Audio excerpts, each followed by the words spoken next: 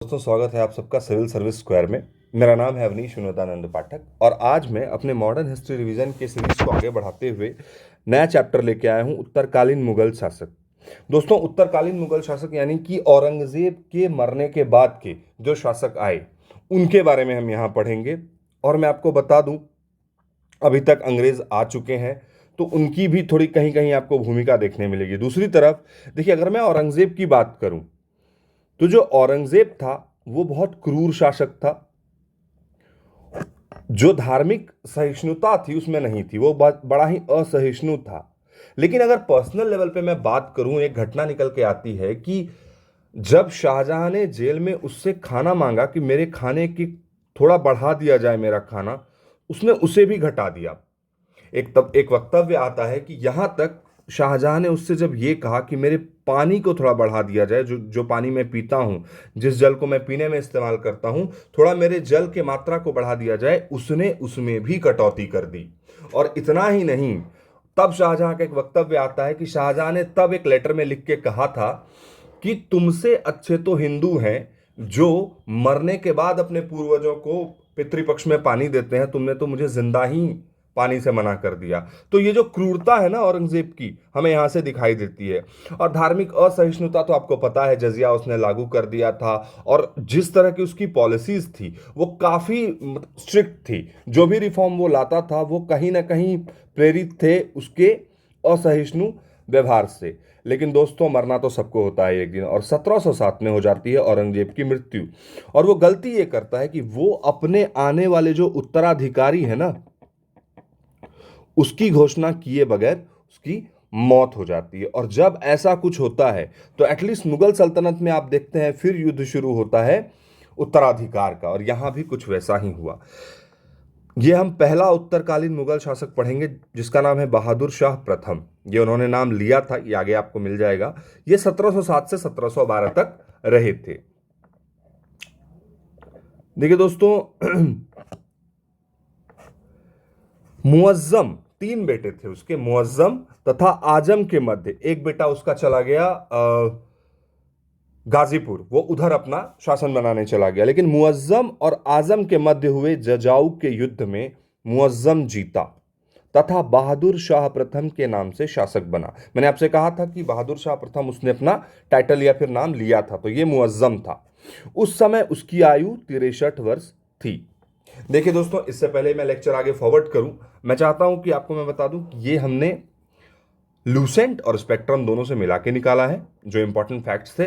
आप अगर in fact को पूरा का पूरा सिर्फ इसी फैक्ट को भी याद करके जाते हैं तो किसी वनडे एग्जाम में आपको कोई दिक्कत नहीं होगी। रही बात सिविल सर्विसेज की, तो पीसीएस में भी इससे ज्यादा फैक्ट नहीं पूछे जाएंगे। और स्टोरी अगर आप एक बार अच्छे से समझ लेते हैं, कोई ना कोई बुक अगर आप फॉलो करते हैं, तो आप अच्छी तरह से याद कर लेंगे। तो चलिए आगे बढ़ते हैं इस क्रम में कि बहादुर शाह प्रथम के साथ क्या हुआ। मारवाड़ नरेश अजीत सिंह व सिख गुरु गोविंद सिंह के साथ इसने समझौता किया। अच्छा, इसने किसके साथ समझौता किया, याद रखिएगा, अजीत सिंह और सिख गुरु। देखिए हुआ क्या कि औरंगजेब जितना इंटॉलरेंट था कि उसके मरने के बाद धीरे धीरे धीरे धीरे अब सबको रिलीजियस टॉलरेंस की नीति अपनानी पड़ रही थी, सहिष्णु बनना पड़ रहा था। दरबार में आप देखेंगे धीरे धीरे कि नोबल्स का, यहां तक कि कुछ शासक के तो दरबार में नर्तकों का, किन्नरों का कंट्रोल होगा। इस कदर Mughal empire, the great Mughal empire जो कभी कहा जाता था, उसका फॉल इस कदर होगा। तो मारवाड़ नरेश अजीत सिंह व सिख गुरु गोविंद सिंह के साथ इन्होंने समझौता किया। अच्छा, इनका एक उपनाम है, उस इनका उपनाम है शाहे बेखबर। तो आपको कभी कभी एग्जाम में सीधे पूछेगा कि कौन सा शासक था जिसे कि शाहे बेखबर कहा जाता है, तो वो थे बहादुर शाह प्रथम। सिडनी ओवन क्या कहते हैं इस शासक के बारे में कि यह अंतिम मुगल सम्राट था जिसके बारे में कुछ अच्छे शब्द कहे जा सकते हैं।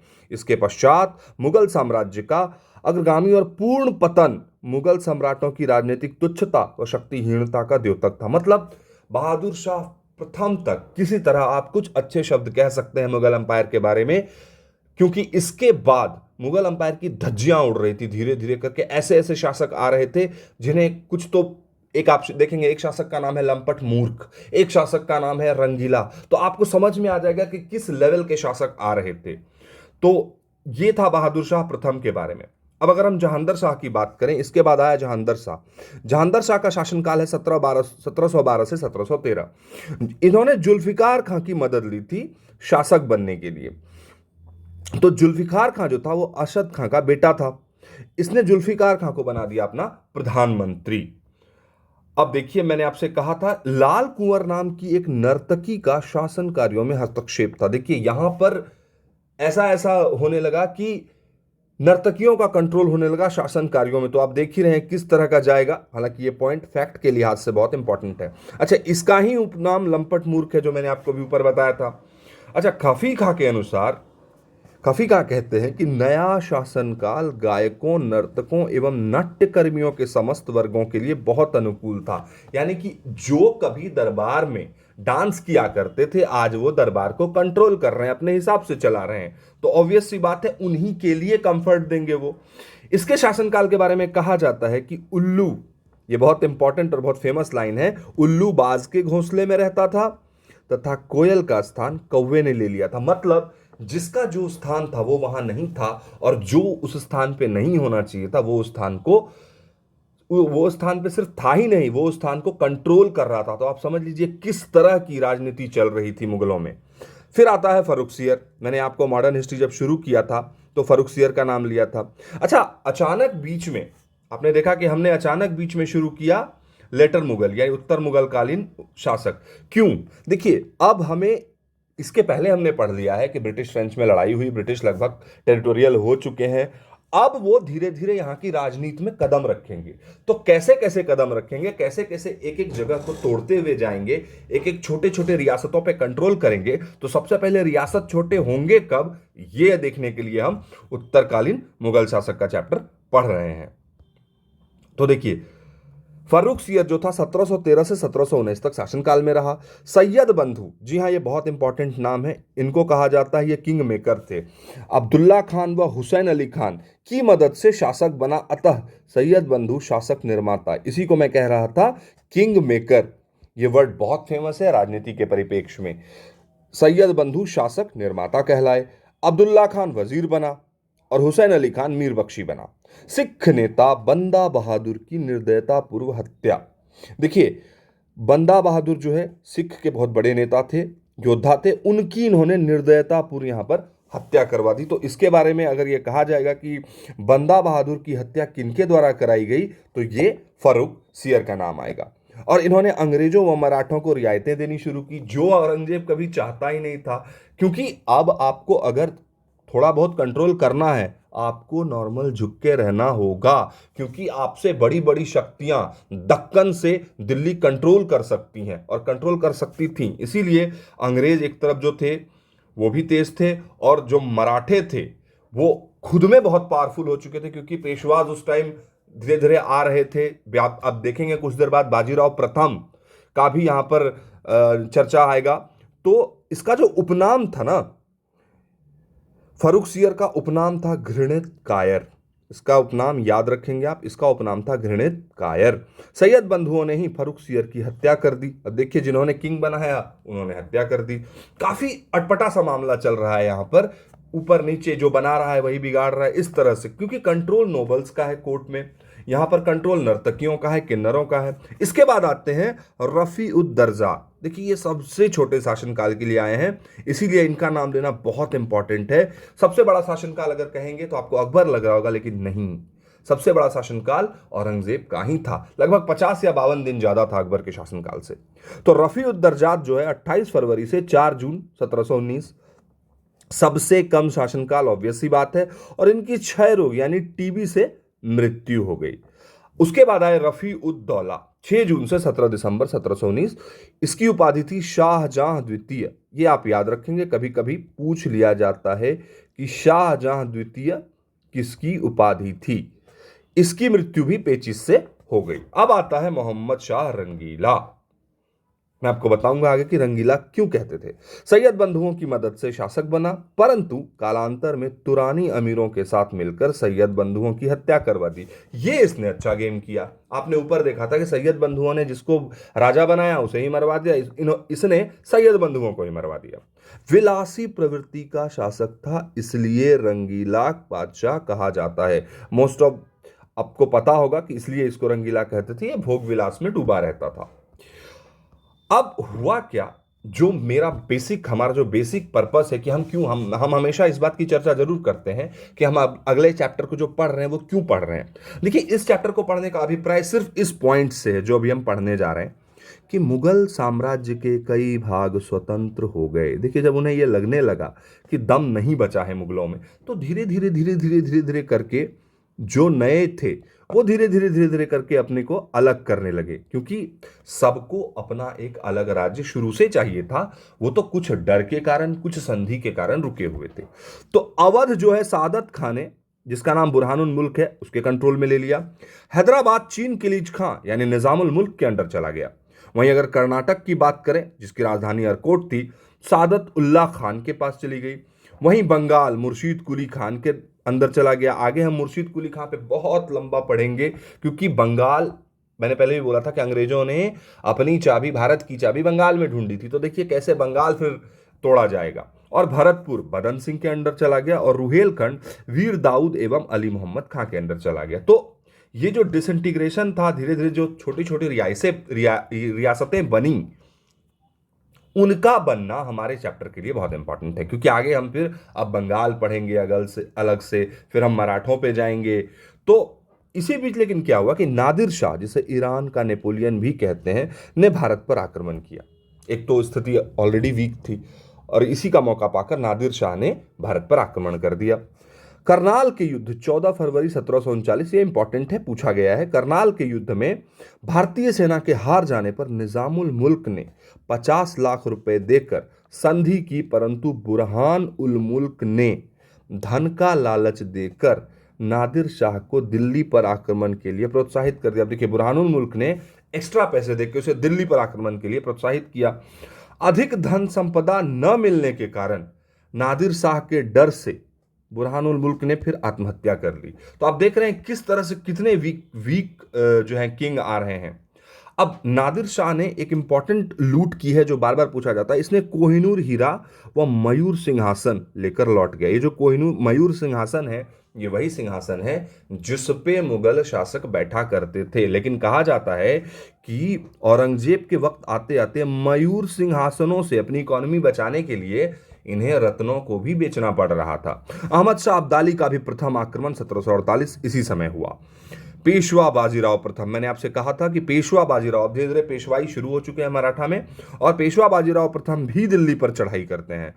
सदारंग व अदारंग नामक संगीतकारों को संरक्षण दिया था। ये थोड़ा सा कल्चरल पार्ट हो गया। सदारंग व अदारंग नाम के संगीतकारों को, उर्दू शायरी के जनक वली दक्कनी को संरक्षण दिया था। ये 2 पॉइंट आप याद रखेंगे। अब आते हैं अहमद शाह। अहमद शाह जो है, इनकी प्रेमिका एक नर्तकी उधमबाई थी, जिसका शासन कार्य में हस्तक्षेप था। अब देखिए, एक बार फिर से वही हो गया। इनकी प्रेमिका एक नर्तकी थी जिसका शासन कार्य में पूरा पूरा हस्तक्षेप था। जावेद खान नामक किन्नर का भी दरबार में प्रभाव था। मैंने आपसे पहले कहा था कि किन्नरों का और डांसर्स का प्रभाव दिखेगा आपको। प्रारंभ में इसका वजीर सफदरजंग यानी अवध का नवाब था। आगे देखते हैं। इमादुल मुल्क ने, जो एक प्रभावशाली अमीर था, अहमद शाह को गद्दी से हटाकर अंधा कर दिया व सलीमगढ़ की जेल में डाल दिया। अब इसके बाद आते हैं आलमगीर टू। आलमगीर टू 1754 से 59 इनका टाइम था। इमादुल मुल्क ने हत्या कर दी। इसकी हत्या इमादुल मुल्क ने कर दिया, जिसने पहले भी अंधा करके भेजा था पिछले शासक को। फिर आता है शाह आलम द्वितीय। देखिए, शाह आलम द्वितीय बहुत इंपॉर्टेंट है। इसका जो टाइम है आप देखिए, 1759 से 1806। इसका सबसे इंपॉर्टेंट नाम इसलिए आता है कि इसने बक्सर के युद्ध में भाग लिया था। बक्सर के युद्ध में इसका एक्टिव पार्टिसिपेशन था 1765 ईस्वी से 72 ईस्वी तक। लेकिन बाद में ये अंग्रेजों का पेंशनर बन गया, क्योंकि जब हेक्टर मुनरो के कंट्रोल में बक्सर का युद्ध हार गए ये लोग, तो इसे पेंशनर बनना पड़ा। इलाहाबाद में इसको जगह दे दिया गया। अब 1772 में महाराजी सिंधिया ने पुनः दिल्ली में स्थापित किया। सिंधिया ने, जो मराठा थे, उन्होंने इसे 1772 में फिर से स्थापित किया और 1803 ईस्वी में अंग्रेजों ने दिल्ली पर अधिकार कर लिया। यानी इनके टाइम में, इस राजा के टाइम में अंग्रेजों का अधिकार दिल्ली पे हो गया 1803 ईस्वी में। इसके बाद आते हैं अकबर टू। अकबर टू के बारे में कुछ खास नहीं है। सबसे इंपॉर्टेंट है कि राजा राम मोहन रॉय को राजा की उपाधि, ये आप इंडियन रेनेसा में भी पढ़ेंगे, पुनर्जागरण जब मैं भारत का आपको पढ़ाऊंगा। यहां भी आप देख लीजिए कि 1806 से 37 तक इनका शासनकाल था और राजा राम मोहन रॉय को पेंशन की उपाधि की थी। मुगल सिक्कों का प्रचलन बंद हुआ। देखिए, दिल्ली पर कंट्रोल हो गया धीरे धीरे अंग्रेजों का, और सिक्का उसी का चलता है जो एक्चुअल कंट्रोलर होता है। तो धीरे धीरे मुगल सिक्कों का प्रचलन इन्हीं के टाइम में बंद हो गया। और आखिरी शासक 1837 से 1857 तक बहादुर शाह द्वितीय रहे, जिसे बहादुर शाह जफर भी कहते हैं। जफर नाम से कविताएं लिखता था ये। देखिए, इन लोगों का जो टेरिटरी था ना, वो इतना कम हो चुका था कि अगर आप लाल किले पे खड़े हो जाएं और आपकी आंखें जितनी दूर जा रही है, बस उसी डायमीटर के अक्रॉस इनकी टेरिटरी बच गई थी। तो अब ये सिर्फ कहने को शासक थे, इनके पास बचा कुछ नहीं था। और 1857 ईस्वी के विद्रोह का नेतृत्व किया था इन्हें। जब मेरठ से सेना मार्च करती हुई दिल्ली आई तो इसे अपना नेता घोषित कर दिया था।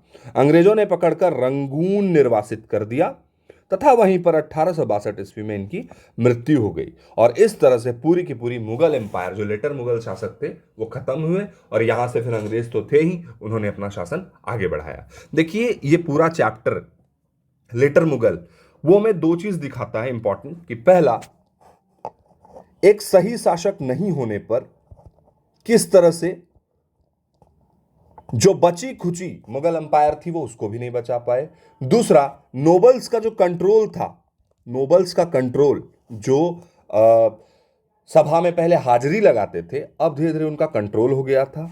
तीसरा, नर्तकी और किन्नरों का प्रभाव। और सबसे इंपॉर्टेंट, जो अंग्रेजों को आगे, हमें अंग्रेजी हुकूमत यानी जिसको ब्रिटिश शासन पढ़ने में हमें इंपॉर्टेंट मदद करेगा, वो है किस तरह से अवध, हैदराबाद, कर्नाटक, इस तरह से राज्यों ने अपने आप को अलग कर लिया। रुहेलखंड हो चाहे, इन्होंने धीरे धीरे अपने आप को अलग किया। फिर अंग्रेज एक एक कर पे इन पे कंट्रोल करेंगे।